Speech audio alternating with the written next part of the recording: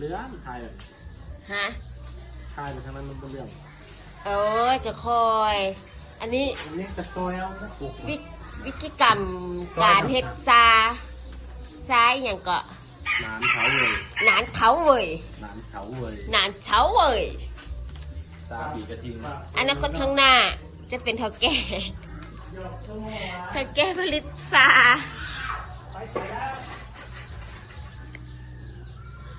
เงินจะเอาเมียนใส่เด้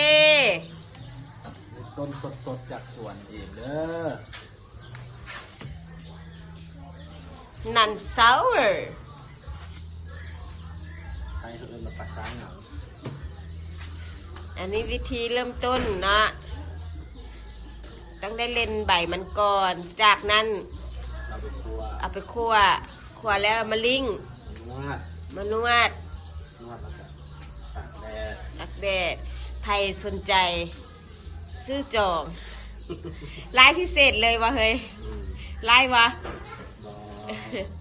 คอยไล่อยู่ได้ดิไล่สมองไล่วิดีโอมันจะได้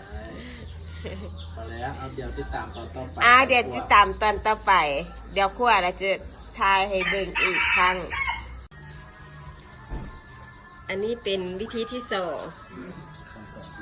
ขั้นตอนที่สองต้องขั่วก่อนได้เพิ่นเฮ็ดไปส่งไปนอกโกอินเตอร์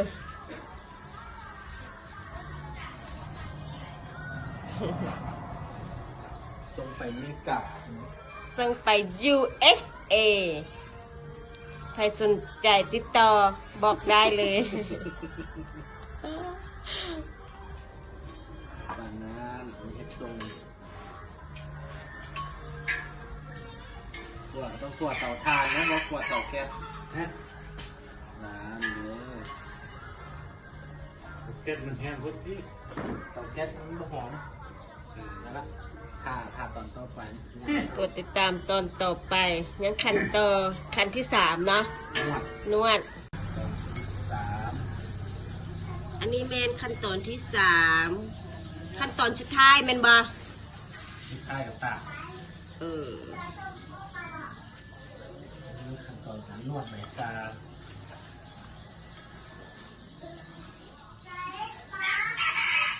มันบ่ได้ธรรมดาก่อนสิมาเป็นซา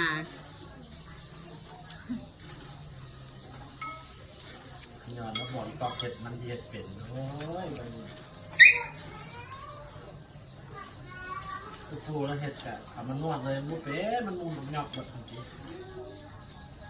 ผู้ใดสิเฮ็ดคักโทษเจ้าเด้เฮ้ย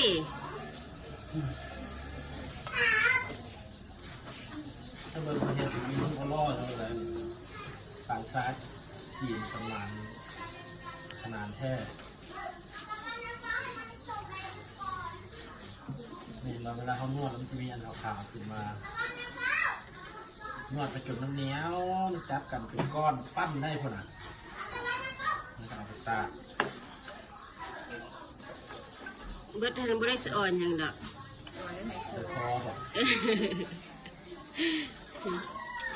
ยืมได้บ่ประมาณ3 เดือนส่งคืนได้แล้ว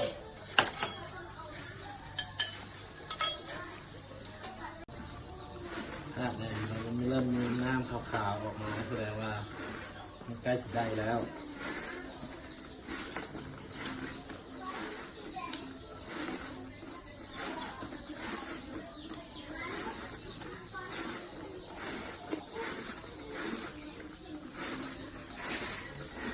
ขั้นตอนที่สาม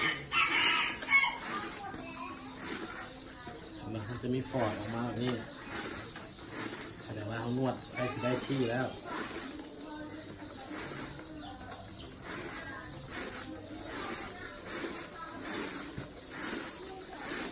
แล้วมันจะ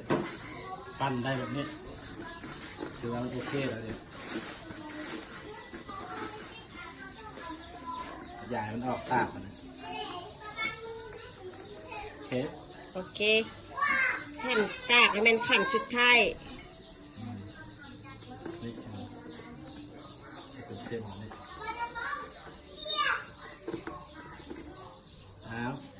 เตรียม ฝากไปอเมริกา